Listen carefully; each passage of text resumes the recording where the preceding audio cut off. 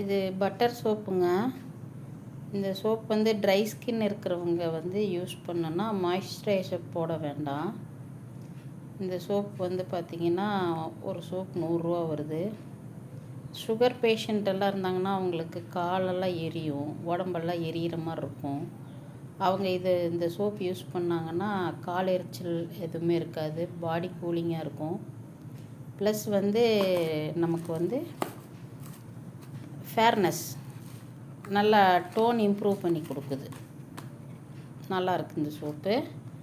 வேணுங்கிறவங்க வாங்கிக்கலாம்.